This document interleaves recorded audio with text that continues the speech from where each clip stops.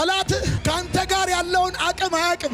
ዝም ብሎ ቁመትህን ነው የሚያየው፣ እድሜህን ነው የሚያየው፣ ትምህርትህን ነው የሚያየው። አንድ ግን የዘላለም እጅ አለ፣ ኤልሻዳይ እጅ አለ፣ የማይደክም እጅ አለ፣ የማይዝል እጅ አለ። የእግዚአብሔር እጅ በጠላቶቻችሁ ላይ ይዘረጋል። አትደርስም አሉ አይደል? የትም አይደርስም እባክህ ተው አሉ አይደል? የት ደርሰህ እንደሚያዩት ያለ፣ የት ደርሰህ እንደሚያዩት ያለ። ሰው አይሆንም አሉ አይደል? አይችልም አሉ አይደል? አይሳካለትም አሉ አይደል?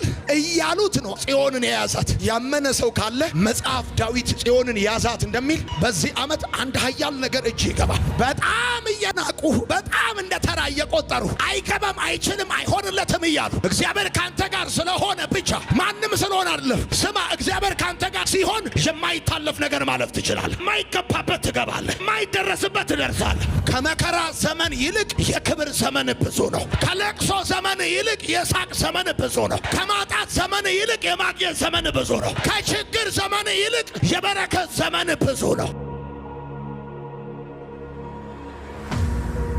እግዚአብሔር ከዳዊት ጋር ስለነበረ በየቀኑ ዳዊት እየበረታ ሄደ ብሎ ይናገራል። በሌላም ቦታ ደግሞ በዳዊት ቤትና በሳኦል ቤት መካከል ለረጅም ዘመን ሰልፍ ነበረ። ነገር ግን የጦር አቅም ያለው፣ የታክስ አቅም ያለው፣ አደረጃጀት ያለው፣ አማካሪ ያለው ሳኦል እየደከመ እንጀራ እየለመነ የሚበላ አንድ ምስኪን እረኛ፣ ዕዳ ያለባቸው ምስኪን ሰዎች የተከተሉት እየበረታ ሄደ። ይሄ ዓመታችን የብርታት ዓመታችን ነው ወዳጆቼ። ማንም ከናንተ ጋር ባይሆን እግዚአብሔር ብቻውን ከናንተ ጋር ካለ ይበቃችኋል። የእግዚአብሔር አብሮነት፣ የእግዚአብሔር ከናንተ ጋር መሆን ለጥያቄያችሁ መልስ፣ ለጠላቶቻችሁ መከታ፣ ለብዙ ጉዳዮቻችሁ በረከትና እረፍት ይሆንላችኋል። በደንብ አርጋችሁ አሜን በሉ። እንደዚህ በላቸው ብሎኛል ጌታ፣ እኔ ከናንተ ጋር እሆናለሁ። በየቀኑ በየሰከንዱ በየወሩ የእግዚአብሔር አብሮነት አብሯችሁ ይሆናል። እኔ ስለ ሪጀክሽን ሳወራ አክሴፕታንስ የሚባለው ይሄ ተቀባይነት ማግኘት የሚባል ነገር በጣም ቤዚክ እንደሆነ